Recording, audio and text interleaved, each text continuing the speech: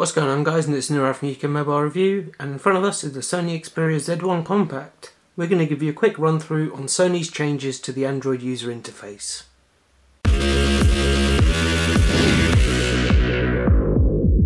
So let's first start with the home screen. As you can see, we've got a choice of 5 home screens. Now if we pinch out, we have the option here to scroll between them, and you have a maximum of 7 that you can choose from. To select any of these as your home, as the main home screen, when you select the home button, you just tap on the home icon in the top left. So in this case we'll change that one there.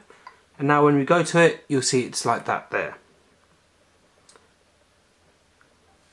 Now pinching out also gives you other options. Now with other devices we've seen that pinching out will just allow you to rearrange home screens.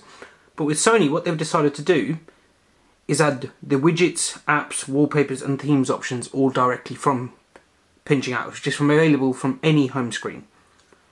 So when you go to widgets, it gives you the different choices of widgets you can choose from. We've got the default ones, the Android ones, ones for any applications you may have downloaded,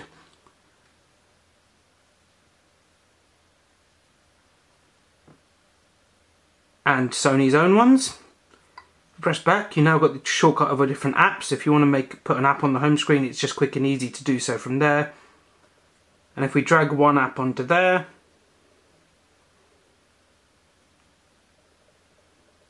you can just add another one very quickly. And what we've seen compared to other Android devices is, the good thing about this is it allows you to add multiple apps quickly. With other devices you'd have to go to the app drawer, drag and drop the app and then do it again and again and again, and it can get quite tiresome to consistently keep doing this. This is a much easier way of managing your home screens. You've now got the choice of different wallpapers.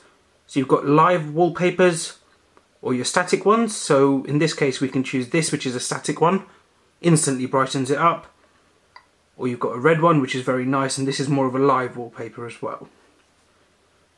And now you've got the choice of different themes. Now this is all Sony's doing, so pre-installed themes include the Xperia Light theme. As you can see, it changes your accent colours, wallpapers, and your lock screen. We can go to vintage. You see exactly the different changes there.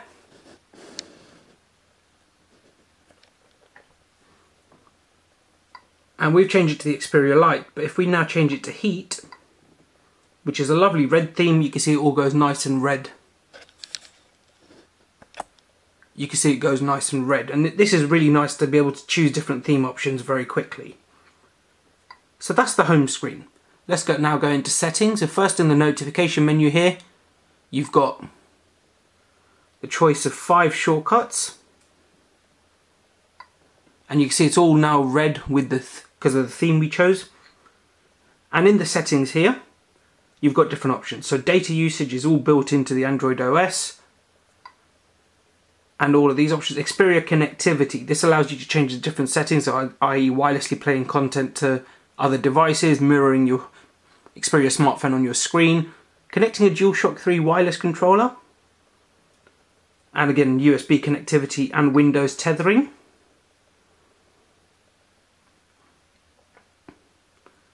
And the good thing is that, again, as it says here, with Windows 8.1, when you've got that on your PC and you're paired via Bluetooth, you can connect to the mobile network from your PC without changing any further settings. If we go back, under the More tab is one of our favourite options, which is the Internet Settings options. We haven't got a SIM card in here at the moment, but the Internet Settings options will allow you to download settings for your 3G or 4G network. So if you've just set up and you haven't got any settings like your APN and MMS, this will allow you to do so without having to do anything else. It's very quick and easy. All your mobile network settings. Under personalization, you can change your theme, wallpaper, lock screen and quick settings. You see you've got more other options. So in this case we could add 4G, add throw, add roaming, airplane mode, auto rotate. And as you can see, it just creates another row. If we now add all of these, it's a maximum of 10.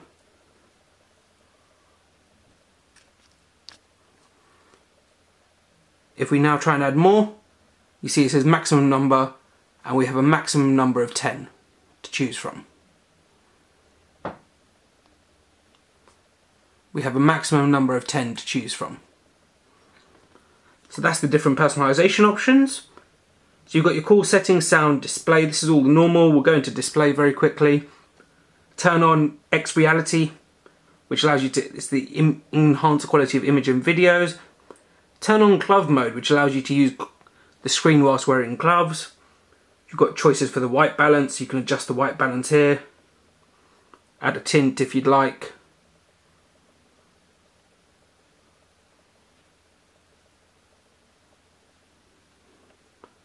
Just to get the screen how you want it to be. Then you've got Android Daydream, font size and a notification LED light settings. Power management. As you can see, it's got quite good battery life here. You've got the choice of stamina mode, which disables background data when the screen is off. Low battery mode, which disables functions in order to save power when the battery level is low. So if we would enable this, you have a range of options to turn off. And if we were to enable stamina mode,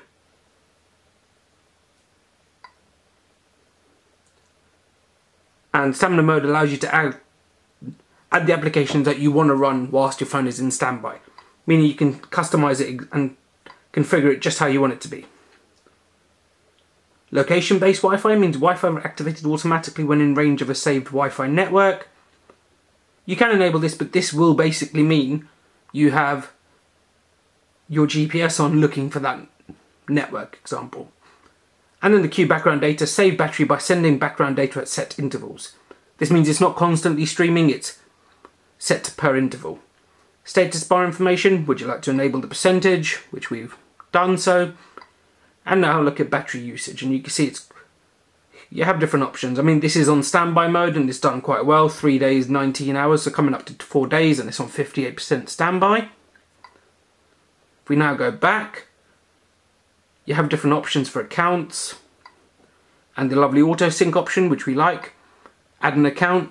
So you've got email, Exchange, Active Sync, Facebook, Google, the normal.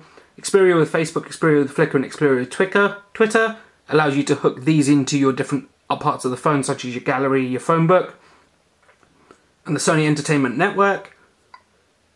And that's to look at the settings.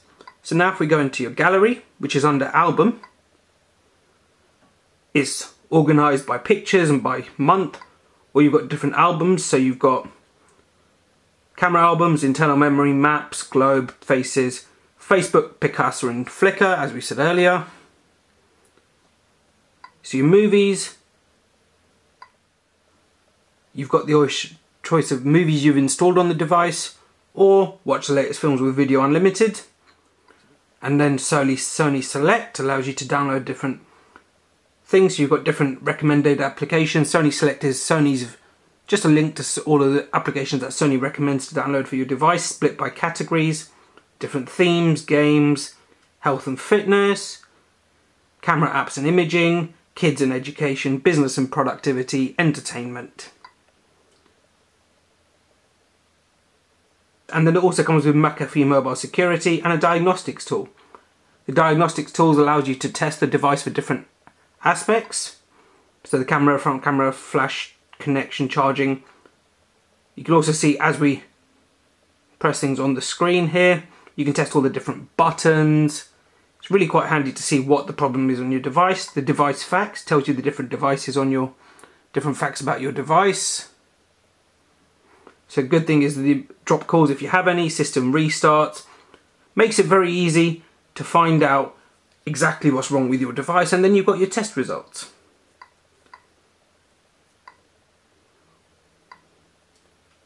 And yeah, this is a quick run through on the different changes that Sony's made. Now we'll go into messaging and show you the keyboard. See, it's a simple keyboard. It does come with a range of options, allowing you to personalize it. And it can also learn from your Facebook. From within here, you've got the option of adding images, taking a picture, adding a sketch, and adding your location. The keyboard itself, quite easy, simple to use. And you can set up, you've got emoji support built in like such. You can add a recipient, select different templates, so this is very good for quick messaging.